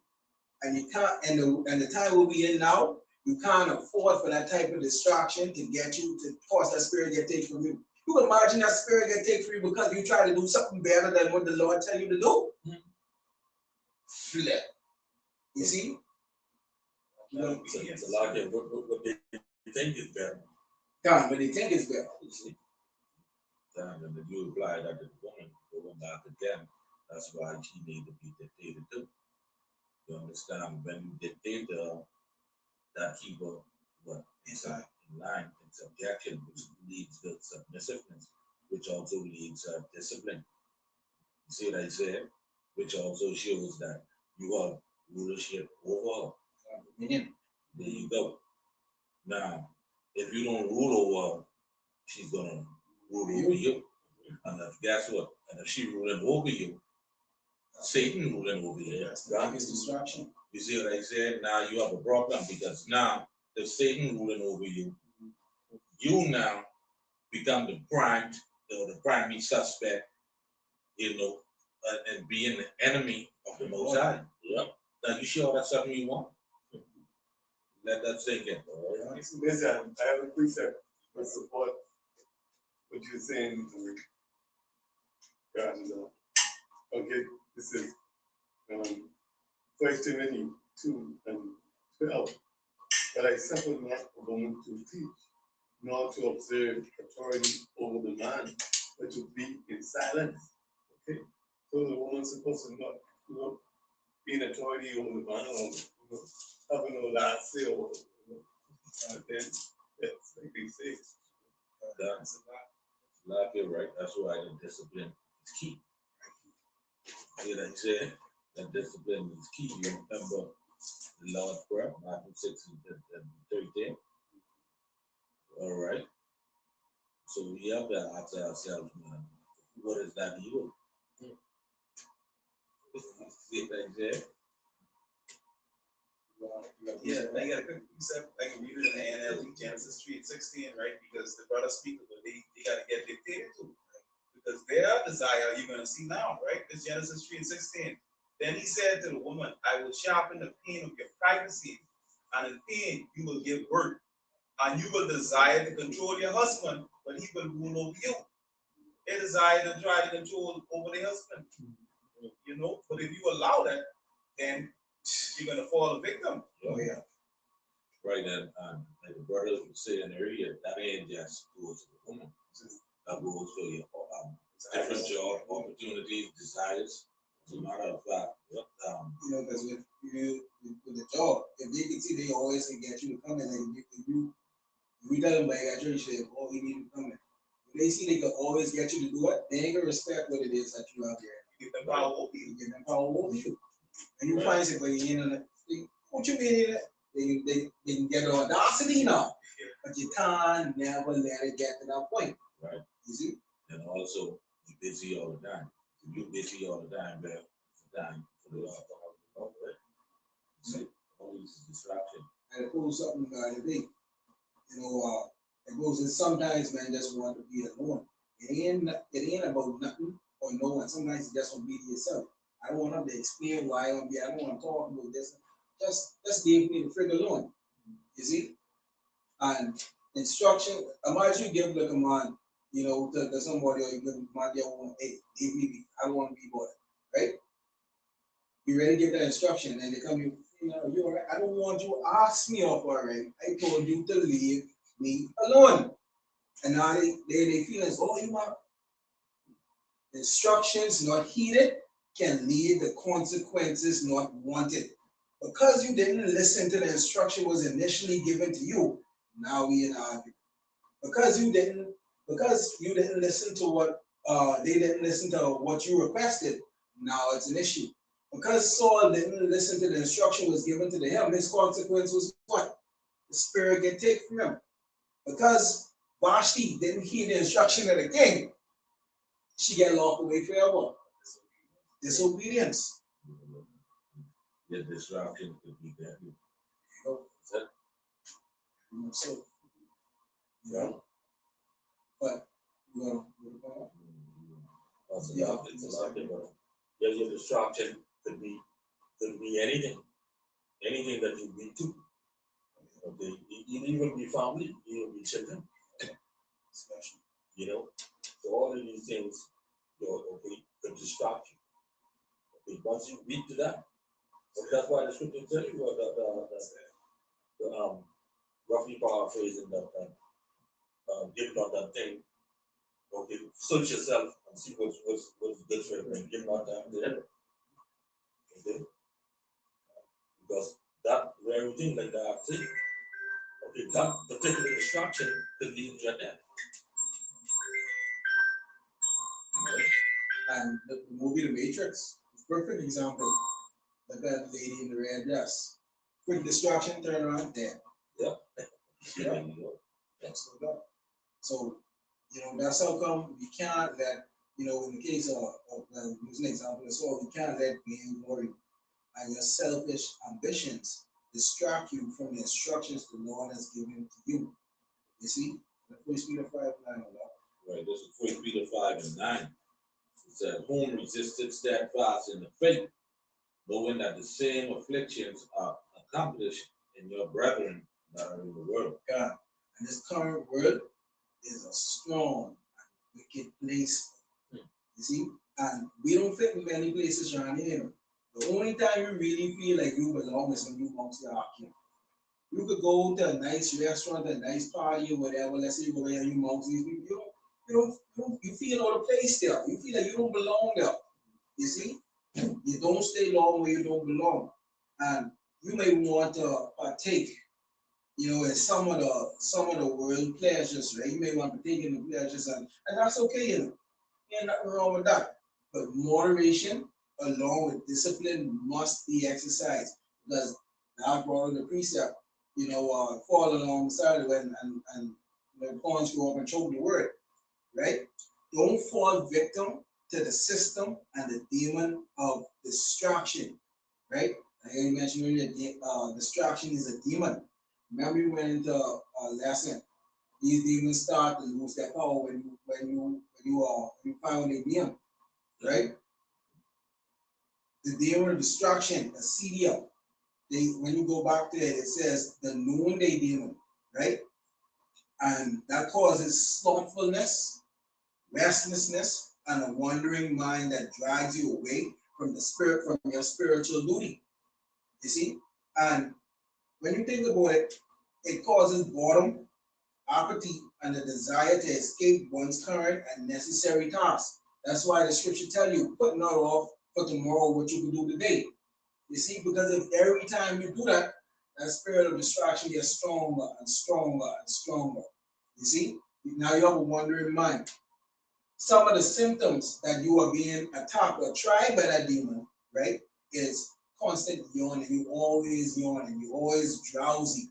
You in a state. You always suffering from anxiety. You see, and a desire to put off day to day. Again, that's when you know that the demon is lingering around. You see, and the only way to overcome it is to do the work. As simple as that. Stay active. And stay active. The only way to overcome it is to do the work and not give in to it. Well, like it, but not just like you go to work that morning. Okay, you being in a position where people have the answer to you. Okay, you have so many different tasks to do. All right, like let's say for a manager position. All right, you know you have a whole lot of responsibilities. Okay, you got this to do, you got that to do. All right, and throughout the whole day, or your mind isn't occupied, or even meditate a bit on the Yahweh, but meditate, but your mind will be on whatsoever going on that day, on that shift. All right, so when you time you get home now, okay, you ready. Yeah. Yeah, that's why, you know, you gotta find the balance that when they can get there now, you know, as deal with a lot of people, you know, with you know, each one of them, they have different spirits, different personality, you know, and that shit is be mentally draining. Yeah. So I did a test with what I said, you know, and sometimes whatever you got going on that day, that tend to follow you in your sleep. That's week. You know, so that's why again, Colossians 3:2 to set the affecting of the things that are above. See what I said? We got to do that. We got to Philippians 4:6-8. You know, we got to guard our minds. See what I said? Because if we don't, you know, then we can lose focus. Not only losing focus, but we're gonna lose focus on the things that are most important to us. Right? All right, and that distraction, you know, could be that woman in a red dress in the Matrix, right? One left and bang, that's it. Right? Well, go ahead. There we go. I get a quick precept, right? All right? Because all of this is a part of lust, right? These distractions, right? I can read this. I can read Galatians 5, 16, 17 in the EJP, and I read in the NLT. This I say, walk in the spirit, and ye shall not fulfill the lust of the flesh. For the flesh lusted against the spirit, and the spirit against the flesh, and these are contrary to one another, so you cannot do the things that ye would. This is the NLT. It says, I say, let the Holy Spirit guide your lives. Then you won't be doing your sinful nature craves. The sinful nature wants to do evil, which is the opposite of what the Spirit wants. And the Spirit gives us desires that are the opposite of what the sinful nature desires. These two forces are constantly fighting each other so that you are not free to carry out your good intentions. All right, so you gotta find the balance within yourself, like the brother was saying. You gotta know what's good for you. Like I was telling the brother the other day, not every opportunity, which could be a distraction, is the best opportunity. You see, so you gotta examine your life. You know, when you see these things occur, what is good for you? Okay. So you're saying he's a prophet of the Lord. Okay. That means he's a soldier of the Lord. Okay. And we know a soldier, when he trains, okay, he trains rigorous a lot. Okay. And he exercised these things would have been taught. Right. All right. So he applying these. Okay. It's a lot because, you know, that's a Bible. You see, Exactly. All right. This is that's what's going to keep him alive. that the 2 Timothy 2 and 5, 4. No man that borrowed entangled himself with the affairs of this life, that he may please him who had chosen him to be a soldier. When you go to that word, entangled, you say, you're busy with worldly stuff. You're distracted with worldly stuff. That's it. You see, you're not distracted with you're not putting in the time for the Lord, but distracted with all the cares of the world. You want to go this way, you want to go that way, you will busy yourself this way. You know, man? That's something from 39, 40. Look now, what them to happen, the word is going to be choked. Yeah. You understand? Then you can start to strangle. Eventually, you can give up the ghost. And also, Satan who comes and probably just hold some of that. He take it bit by bit, portion by portion, until he consumes you. Yeah. And you know that brings me to my point. You know, how to get into it. You see, because you know that's one of those demons or those spirits will always. The spirit of distraction always. That noonday demon always lingering to distract you. You know, put something nice inside in front of you. Let you go this way, let you go that way, put them off for tomorrow. You know, only through prayer and busying yourself with these scriptures, you'll be able to defeat that demon. But again, always lingering around. God, it's a lot here, right? Just when you say that, I tell the bird that I want this the other day. I saw a post, right? With this little hammered child. You know what I did ready to die. One is the child, he right there, one side, he ready to drop. And a crow, only about 6 feet away from him, you know, just waiting on him. Same thing when that demon, he right there, waiting on you to be distracted. Just like you say with the movie. Okay. The lady in the red dress. You know. Right? And he's diligent. Those demons, they diligent and they work. You see how what you see? Look at the temptations with Job going through, but you see how all the extent Satan going through to try to get him to give in. Right? And he ain't only Job. Yahweh Shai for only 40 days fast. Every day, Satan was in the air. Okay then. Every day he was in the air, whispering in the air, waiting. We follow him straight through those 40 days. Try it so he could divert his mission. Yeah. Give him come and present them with the greatest opportunities, manipulative opportunities. You know, this time it's so hard for Jake to resist those type of opportunities. Imagine the tears what wasn't written in the scripture was Satan going in. 40 days, right? That's 40 days, 40 nights, every day, every night. It is hell. Yeah. That's it. Oh, You know you're hungry. Try to go eat something. turn around and some bread. You know what I mean? You want some water, boy? You see how cold, you see how hot the sun is, boy? Like, drink some little water, boy. And he just waiting there like, yeah, but you do it. But the thing about it too, right? What I believe, but I speak as a man, right? Because when you go on the fast, okay, your body repairing itself. Okay, so by the time you hit that third day, you won't feel hungry. Look like good food now. Yeah. All food is good food. Gotta get distracted from the purpose. Yeah, we have a perfect example. Our Lord, Shai. He showed us how to overcome that. That's something that I want. Yeah, man. Lord willing, we hope that these lessons will edify you, serve the purpose. So that, I'm gonna give all praises to Yahweh, Ba'ashem, Yahushai, Ba'ashem, Kakadash, Shalom, and Ba'alash. One lesson. Come on.